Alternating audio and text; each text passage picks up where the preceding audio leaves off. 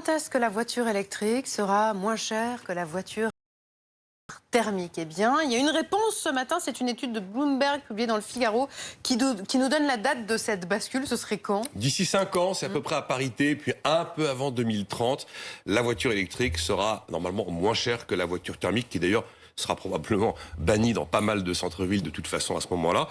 Donc ce sera d'abord les utilitaires où il y aura cette parité, puis les berlines, les SUV, et puis enfin les citadines. Là, la parité, c'est en 2027. Aujourd'hui, on a un écart important. Vous prenez une Zoé, la fameuse Zoé 100% électrique, elle vaut un peu plus de 21 500 €.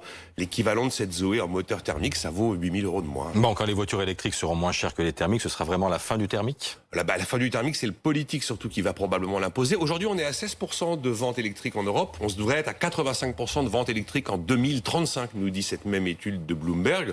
Donc oui, automatiquement, la mutation du parc vers l'électrique est en cours. Ça va quand même prendre quelques années. Mais il y a des raisons qui expliquent que le prix de l'électrique baisse. D'abord, vous avez des raisons, j'ai envie de dire, totalement structurelles. C'est la grande histoire éternelle de l'innovation. Vous avez un produit très innovant qui arrive, il vaut très cher.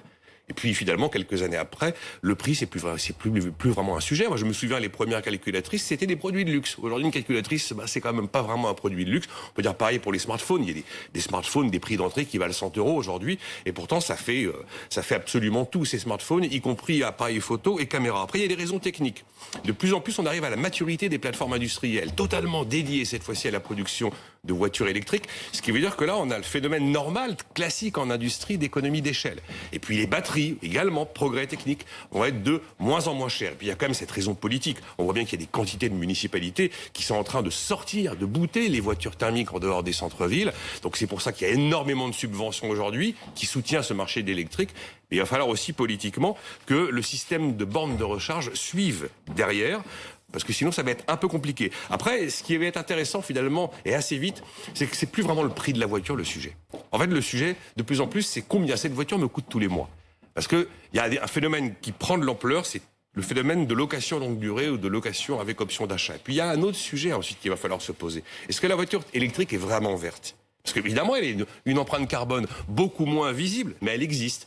Il y a pas mal d'études qui considèrent que c'est passé 50 000 km que le bilan carbone de l'électrique devient préférable à celui de la voiture thermique.